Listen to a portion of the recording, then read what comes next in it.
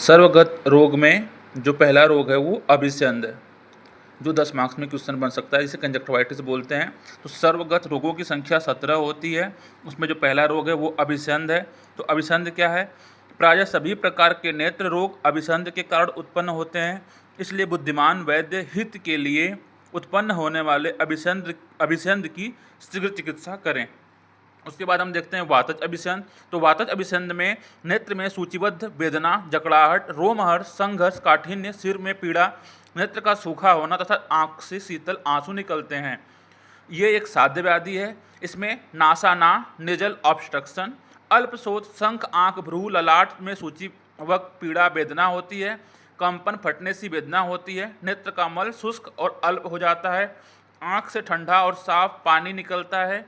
उसके बाद हम देखते हैं पैतृक अभिसंध। पैतृक अभिसंध क्या होता है? तो पित्तज अभिसंध में नेत्र में दाह और पाक होता है, बर्निंग सेंसेशन होता है, शीतल द्रव्य अच्छे लगते हैं, आंख से धुआं निकलने से प्रतीत होती है, आंसू की बहुलता, इसमें आंख में जलन, धुआं निकलने की प्रतीति, आंख के बाहर शोथ, श्याम वृद्धता, आंख में पीला गर्म पानी निकलता है, आंख में लालिमा, वह सभी वस्तुएं पीली दिखाई देती हैं। मॉडर्न में इसे हम पैतृक अभिसंध को बैक्टीरियल कंजक्टिवाइटिस ले सकते हैं। कफज अभिसंध। तो कफज अभिसंध में उष्ण द्रव्य अच्छे लगते हैं, नेत्र में भारीपन, सूजन, कंडू, नेत्र मल से लिप्त, देखने में नेत्र श्वेत और स्पर्श में शीत प्रतीत होता है तथा नेत्र में बार बार पिच्छिल स्राव होता है। कफज अभिसंध में नेत्र में जड़ता, अधिक शोथ व खुजली होती है, रोगी को नींद अधिक आती है। उसके बाद हम देखते हैं रक्तज अभिसंध। तो रक्तज अभिसंध में नेत्र में ताम्र वर्ण के आंसू निकलते हैं, आंख लाल होती है, चारों ओर नेत्र में लाल सिराएं दिखाई देती हैं, पित्तज अभिसंध के लक्षण होते हैं। अब चिकित्सा देखते हैं। तो अभिसंध के पुरूपों में तीक्ष्ण गंडूस, तीक्ष्ण नस्य, उपवास कराएं, परंतु वातज अभिसंध में ये ना करें।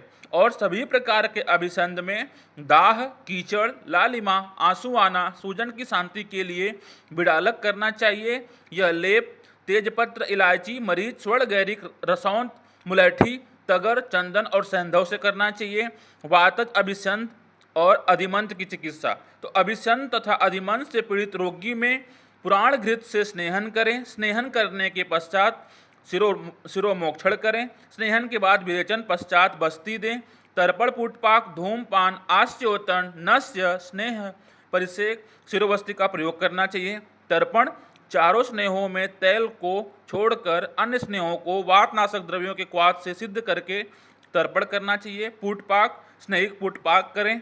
धूमपान, स्नेहिक धूमपान करें। नस्य, स्नेहिक नस्य करें। आस्योतन, अर्ध ओतक दुग्ध आधा पानी मिला हुआ सुकोषण दुग्ध से आस्योतन करें।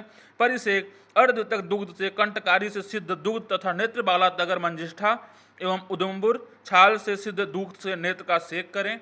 उसके बाद देखते हैं बिडालक। बिडालक वातज अभिसंध में सेंधव, लवण, शुंठी एवं रसांजन को घृत में घिसकर लेप करें। पैतृक अभिसंध में पैतृक अधिमंथ में रक्त विश्रावण विरेचन दें। सेक, आलेप, नस्य, अंजन, पैतृक विसर्प की भांति चिकित्सा करें। अंजन, पलाश पुष्प अथवा मूल के स्वरस एवं सल्लकी स्वरस में मधु एवं शर्करा मिलाकर अंजन करें।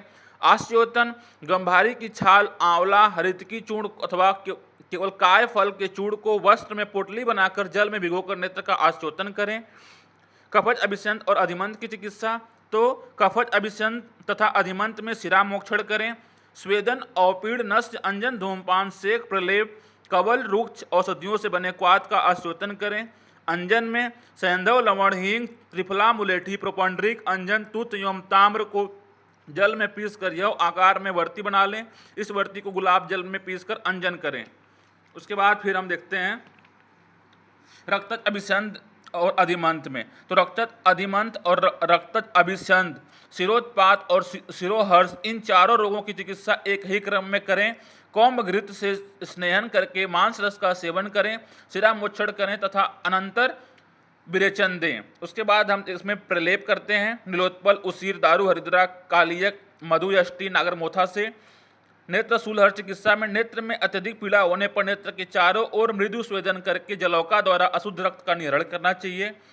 उसके बाद हम इसको अभिसंध को हम रिलेट करते हैं मॉडर्न में कंजक्टिवाइटिस से। तो कंजक्टिवाइटिस क्या है? तो conjunctivitis is thin translucent vascular mucous membrane which covered under surface of the lids and anterior part of the eyeball up to limbus. इसके parts it consists following parts: palpebral, bulbar, fornix.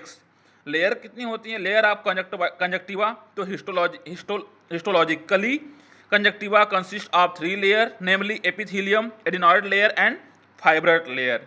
इसके बाद हम देखते हैं इसमें epithelial, तो this is 2 to 5 layer, non keratinised epithelium. उसके बाद adenoid layer also known as lymphoid layer of consist of loop. उसके बाद फिर हम देखते हैं fibrous consist mesh work of collagen elastic fibre. फिर उसके बाद देखते हैं क्लासिफिकेशन में, तो इसमें 3 होती हैं: infective, allergical, traumatic and toxic. Infective में बैक्टीरियल, वायरल, क्लेमाइडियल. दूसरा है एलर्जिक कंजक्टिवाइटिस. तीसरा है ट्रोमेटिक कंजक्टिवाइटिस. चौथा है टॉक्सिक कंजक्टिवाइटिस. क्लिनिकल क्लासिफिकेशन में क्या है? तो acute catarrhal, acute purulent conjunctivitis, angular conjunctivitis, pseudo membranes conjunctivitis, papillary conjunctivitis. इसके सिम्टम्स क्या है? तो feeling of foreign body sensation, म्यूकोपुरुलेंट discharge from I, slight blurring of vision, sticking of lids together, particularly affected the night sleep, redness of the eye, mild photophobia, colored halo around the light. इसके बाद sign, तो conjunctival congestion, chemosis of lids. Treatment में frequent washing of eye with warm saline and clean water, frequent instillation of antibiotics eye drops. Thank you.